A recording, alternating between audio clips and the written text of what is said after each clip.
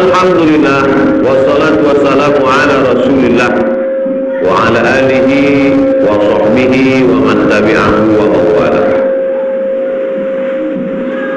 Ambo subuh tadi sholat di Masjid Raya Padang bersama Gubernur Sumatera Barat dalam rangka launching program subuh berjamaah, namanya Subuh Madani. Selesai dari Padang, saya pun diantar ke Bukit Tinggi oleh Pak Gubernur. Sampai di Bukit Tinggi disambut wali kota, sarapan pagi bersama Al-Mukarram Ustadz Tengku Zulkarnain. Luput hapus sarapannya tadi. Oh, nasi sup. Habis itu sarapan, kami langsunglah ke Payakumbuh. Dari Payakumbuh saya tengok jam 10. Lalu kemudian kami pun naik ke atas.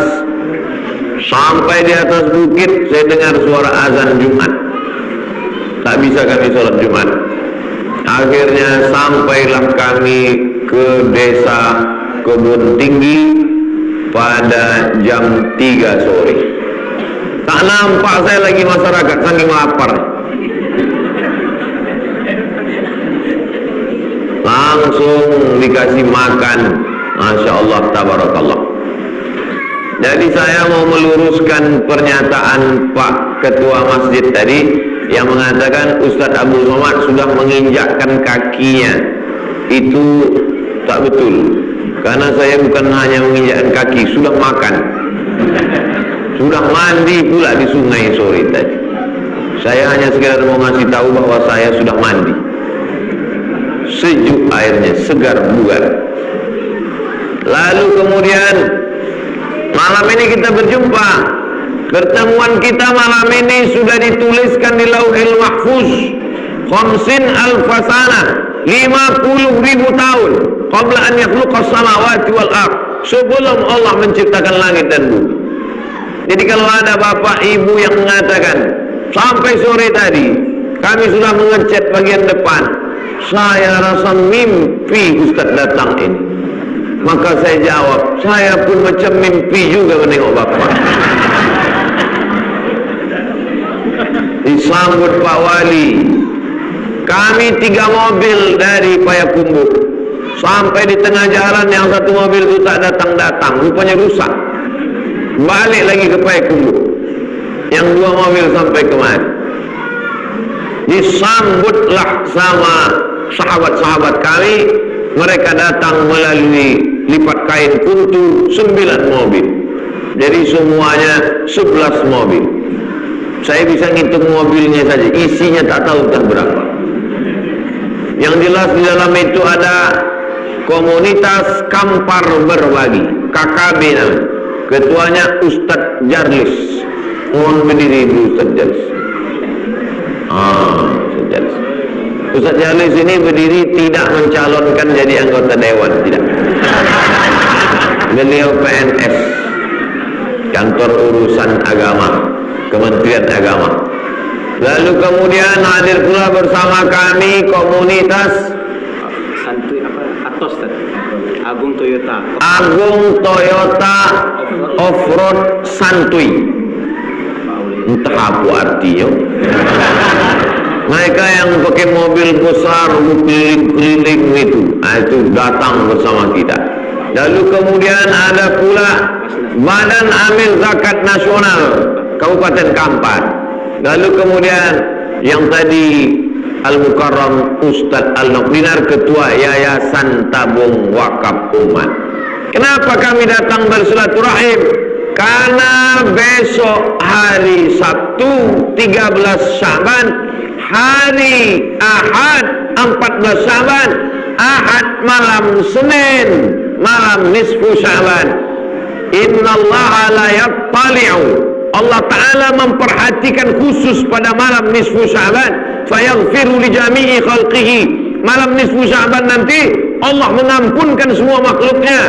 kecuali dua orang yang tak diampuni. Pertama, musyrik, orang yang masih menyembah pokok kayu, menyembah hantu, menyembah batu. Alhamdulillah di kebun tinggi masih ada yang menyembah pokok botak? Tak ada. Semuanya menyembah la ilaha illallah. InsyaAllah kita semua malam nisfu Sya'ban dapat ampunan Allah. Amin. Tapi ada satu lagi yang tak dapat ampunan Allah. Musyahin, orang yang belum menyambung tali silaturahim. Abdul Somad, kau tak aku ampunkan malam nisfu Sya'ban. Kenapa ya Allah? Karena kau belum menyambung silaturahim dengan orang kebun tinggi. Maka nanti malam nisfu Sya'ban aku akan berdoa, ya Allah, aku sudah sampai ke kebun tinggi. Ini videonya. Jadi yang belum menyambung silaturahim, sambunglah. Nabi SAW pernah dalam satu majlis, ditengoknya sahabatnya, Nabi tahu yang gaib, karena Nabi dikasih tahu Jibril. Kata Nabi, engkau pergi pulang sambung silaturahim. Dari mana kau tahu ya Rasulullah? Jibril memberitahu, rahmat tak turun gara-gara orang tak menyambung tali silaturahim. Hati, hasad, dengki, busuk hati, dendam kesumat menggumpal menjadi jantung koroner, diabetes mellitus. Orang rehab rumah baru naik darah tinggi. Padahal ini rezeki dari Allah Subhanahu wa taala. Ditanya sama tetangga, kenapa rumah dia bagus? Iyalah, tuyul dia 5 ekor. Padahal dia rajin mencari rezeki. Maka sesama tetangga, sesama jamaah, masjidnya satu, Allahnya satu, Nabinya satu, bisa pula satu masjid berkelahi. Allahu Akbar. Tengok mana musuh saya. Situ lagi. Tapi itu tidak terjadi di kebun tinggi. Semuanya menyambut Abdul Somad dari mulai depan sampai ke belakang, sampai ke rumah, sampai ke masjid. Tadi begitu kami datang tadi, disambut emak-emak, amak-amak, nenek-nenek kami datang memukul. Apa dari pukul? Talempo, mukul lempang. Begitulah mereka semangat menyambut Abdul Somad. Man ahsana ilaikum, siapa yang sudah berbuat baik kepada kamu, fakafi'uhu, balaslah. Fa illam tajidu, kalau kamu tak sanggup berbuat baik, fad'ulahu, doakan. Saya tak dapat membalas budi baik masyarakat dari mulai Pak Wali, ketua masjid, pengurus, alim ulama, cerdik pandai, nenek mama. Yang dapat membalas hanya Allah SWT. Mudah-mudahan Allah turunkan rahmat dan barakah ke kebun tinggi, insyaallah. Awalnya saya mau ceramah tentang pentingnya sholat berjamaah, tapi menengok jamaah ramai tak jadi. Bercerita tentang sholat berjamaah di masjid Nurul Yakin, maka sesungguhnya itu tak yakin. Karena orang jamaah Nurul Yakin, tengoklah, sampai tak muat masjid. Tengok, tak muat, sampai dibuat set di luar. Aman masjid ini, kipasnya ada, sound sistemnya bagus, mikrofonnya kuat, tak perlu pakai jendela. Aman masjid, hebat masjid. Masjidnya cantik, besar, megah, lantai keramik, pakai sajadah. Udah pakai sajadah, dialas lagi kain putih. Begitu masyarakat memuliakan rumah Allah Subhanahu wa taala. Mudah-mudahan istiqomah sholat berjamaah sampai hari kiamat, sampai mati insyaallah. Dua anak-anak kita yang muda-muda, itulah mereka yang akan menggantikan Abdul Somad di sini nanti. Nanti jangan sekarang. Mereka lah yang akan menjadi Pak Wali, mereka akan jadi anggota dewan, mereka akan jadi bupati Kampar, mereka akan jadi gubernur Riau, mereka disekolahkan. Pergilah kalian nak, terbang sejauh mata memandang sekolah. Habis itu kalian akan pulang membangun kebun tinggi menjadi baldatun thayyibatun wa rabbun ghafur. Amin. Mana kertas-kertas dari gue? Pertanyaan-pertanyaan Ustaz. Apa hukum acara 7 hari? Kata Imam Aqha ini tabi'in, Nabi yang jumpa sama Nabi sahabat, yang jumpa sama sahabat tabi'in. Antara tabi'in ini namanya Imam Aqha. Kata Imam Aqha, orang meninggal itu diuji macam orang hanyut. Orang hanyut itu perlu memegang galah. Maka orang yang sedang diuji itu bagaimana cara menolongnya? Dianjurkan bersedekah 7. Ada yang menyebut 3 hari, ada yang menyebut 7 hari, ada yang menyebut 40 hari. Saya bahas dalam buku 37 masalah populer. Jadi yang membuat 3, 7, 40, maka dia memakai pendapat Imam Aqha, dianjurkan bersedekah untuk menolong orang yang sudah meninggal dunia. Tapi kalau dia susah, jangan sampai sudah jatuh ditimpa tangga, digigit kucing pula lagi.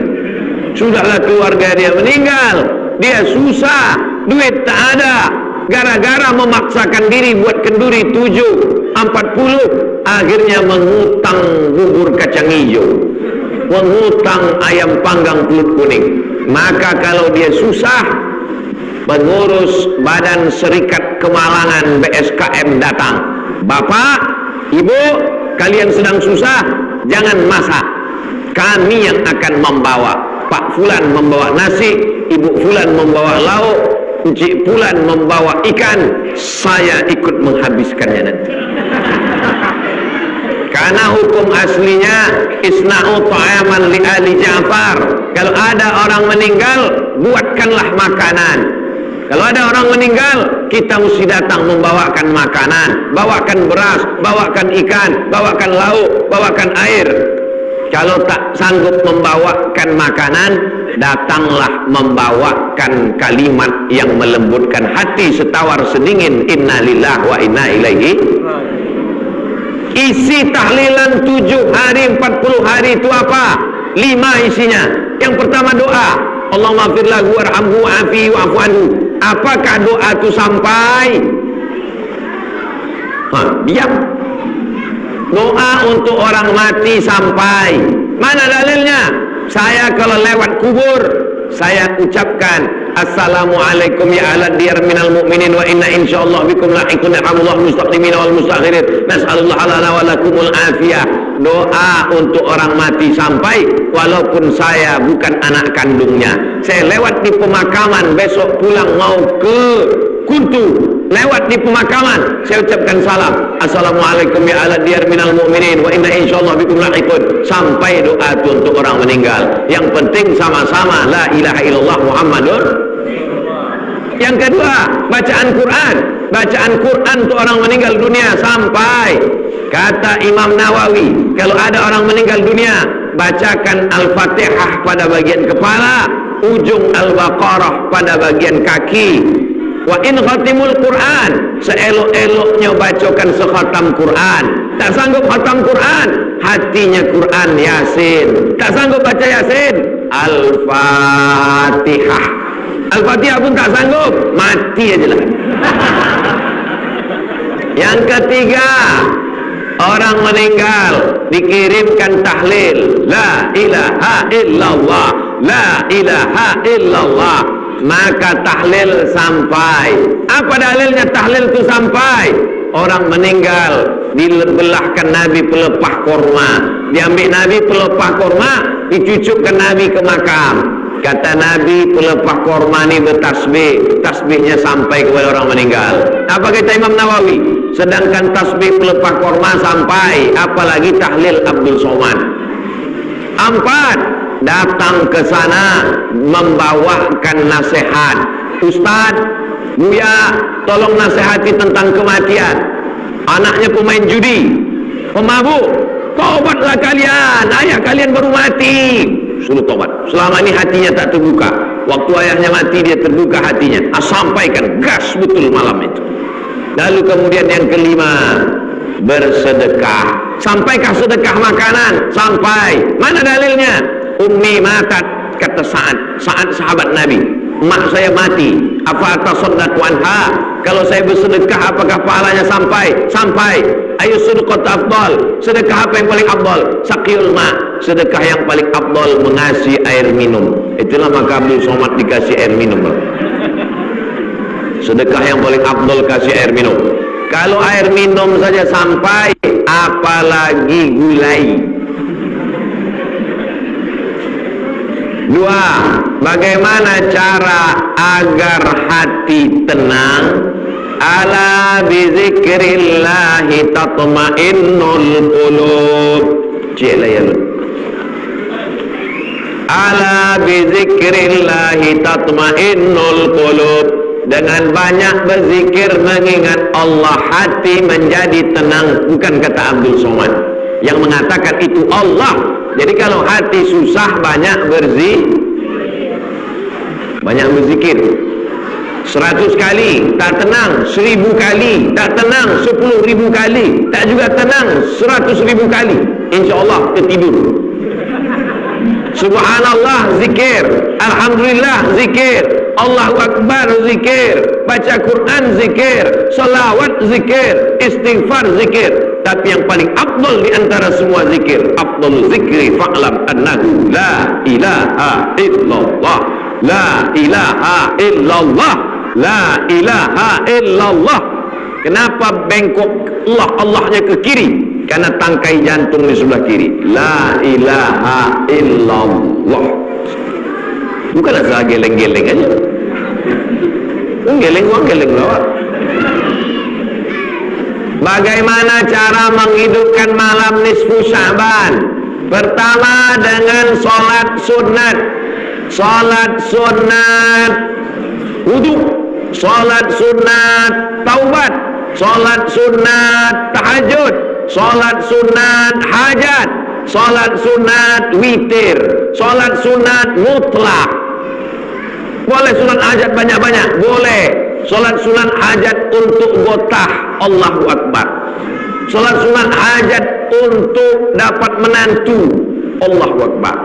Sholat sunat untuk dapat bini, Allahu Akbar. Yang lebih bini, ngamuk ibu. Pertama, isi malam nisfu Sya'ban dengan sholat sunat. Yang kedua, dengan baca Quran, baca Yasin, elok. Baca Yasin untuk niat supaya tahun depan lebih baik. Baca Yasin panjang umur, baca Yasin murah rezeki, makin banyak makin elok. Yang ketiga, memperbanyak zikir. Ambo nak tolak togak buya, togak sakit lutut, duduk baca Quran. Baca Quran pun tak bisa, asal baca Quran berkunang-kunang, tutup Quran, wajah mata, zikir, la ilaha illallah, la ilaha illallah. Berzikir pun tak bisa, jadi bisa apa?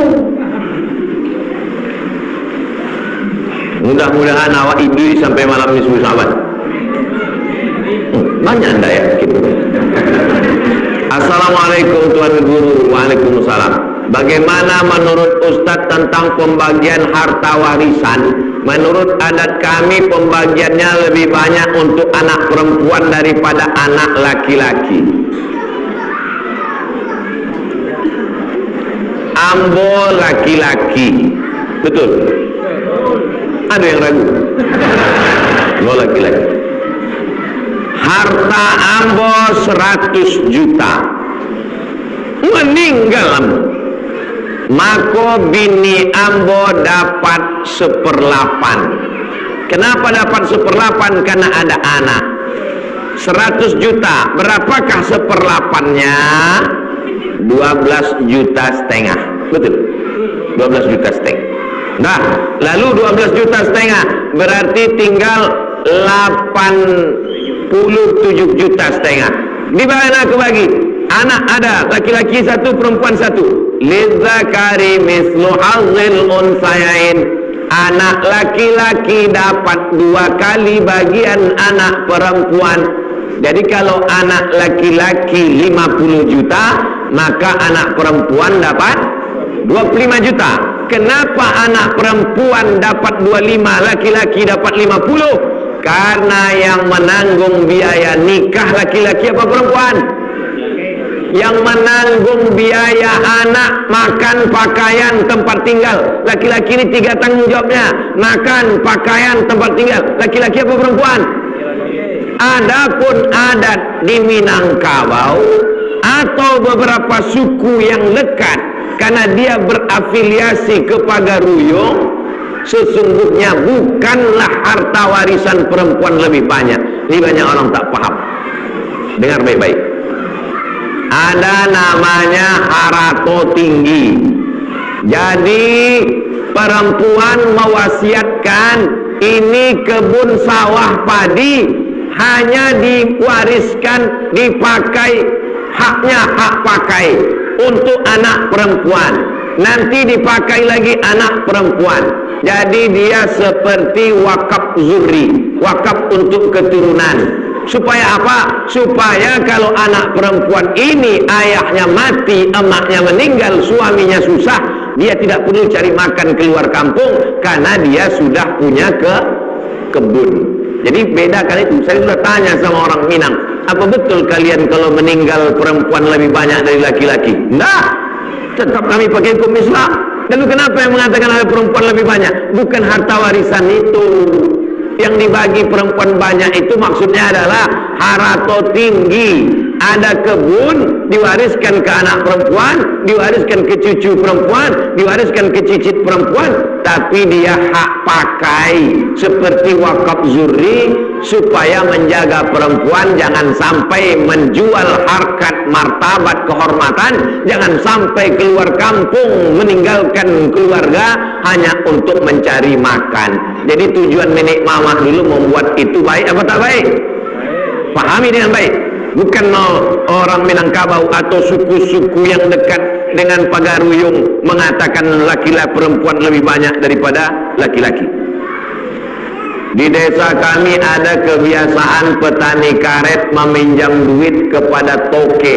Dengan perjanjian karet si petani itu nantinya harus dijual ke toke tersebut. Baru kemudian utang petani dipotong dari penjualan karet. Apakah itu termasuk riba, Pak Ustadz? Kalau harganya normal tidak riba, tapi kalau harganya ditekan jatuh ada manfaat, riba. Kullu qardin jarra naf'an fahuwa riba. Setiap pinjaman kalau mengambil manfaat, maka manfaatnya itu riba. Nih saya pinjamkan kamu 10 juta. Saya pinjamkan 10 juta, tapi nanti kalau karet panen kamu jual ke saya, harga karet normal berapa? Berapa normal karet? 10.000. Nanti saya beli karet kamu 5.000, maka itu riba. Dia lainkan harga. Kul fardin jarra naf'an fahuwa riba. Adapun dia kasih pinjaman, lalu kemudian tak ada ikatan, lalu kemudian dia jual harga normal, maka sesungguhnya tidak riba karena tak ada mengambil unsur manfaat dari pinjaman. Jika kita membeli kebun dari uang hasil pinjaman ke bank, setelah kita tahu bahwa itu riba, lalu sisa hutang bank kita itu lunas, apakah kebun tersebut tetap berstatus haram atau tidak? Kalau sudah yang lalu-lalu, banyak-banyak istighfar sama taubat aja lah. Tapi yang akan datang jangan diulang lagi. Kalau udah lewat udah. Sekarang sedang setengah jalan, lalu 50% bayar, cepat-cepat dibom. Maksud dibom itu jual aset tanah ada 2 hektar sana, jual duitnya, bom ke bank ini, bam, lunas. Adapun yang sudah lunas sudah berlalu, akan datang jangan ulang lagi. Kalau mau pakai bank syariah, Bank Riau Kepri Syariah, Bank Mandiri Syariah, BRI Syariah, BNI Syariah, namanya BSI, Bank Syariah Indonesia. Beralih dari konvensional ke syariah. Bagaimana cara menghidupkan malam nisfu Sya'ban? Sudah tadi dah. Apa hukumnya laki-laki sholat jamaah ke masjid? Laki-laki sholat berjamaah ke masjid menurut Imam Ahmad bin Hanbal wajib. Laki-laki yang sholat ke masjid, laki-laki soleh, Laki-laki yang sholat di rumah, laki-laki solehah. Apa boleh laki-laki memakai anting? Memakai anting di telinga ini ada urat saraf, ada urat saraf di telinga ini. Perempuan ditusuk urat sarafnya di telinga biar supaya nafsunya turun. Perempuan nafsunya tinggi, biar turun, ditusuk urat saraf di telinga. Laki-laki ditusuk di telinga ini biar nafsunya naik. Menurut ilmu Kama Sutra dari India. Jadi dalam Islam tak ada pakai anting-anting. Kalau pakai anting-anting itu dia untuk menyerupai perempuan, maka hukumnya haram. Man la'anallahul mutashabbihin minar rijal bin nisa. Allah melaknat laki-laki yang menyerupai perempuan. Badan merotot, tegak, kumis melintang, pakai anting. Di mana masjid? Sana. Kalau dia lemah syahwat, senapan angin tak meletus, lalu dia pergi ke sinse, dikatakan cara mengobati laki-laki yang maaf impoten, maka dia dikasih kesempatan setahun untuk berobat. Laki-laki yang lemah syahwat berobat setahun. Setahun dia tak sembuh, istrinya boleh menggugat ke pengadilan. Gugat ke pengadilan karena ayam tak berkuku. Bagaimana cara mengobatinya? Lalu kemudian ada yang mengatakan mengobatinya dengan ditusuk urat saraf di telinganya. Maka berobat itu hukumnya mubah, boleh. Tapi kalau untuk menyerupai perempuan hukumnya haram. Jadi kalau ada anak laki-laki di kampung Kebun Tinggi ini pakai anting-anting, kita tanya, kok pakai anting itu apa? Mau menyerupai perempuan atau obat lemah syahwat? Nggak ada Pak Ustadz, untuk gaya-gaya aja. Gaya-gaya bukan gitu caranya. Gaya-gaya kau cangkul tanah, tanam kebun karet sejauh mata memandang, baru kau punya gaya. Bukan pakai anting. Nanti pakai anting sini, ini anting dulu situ.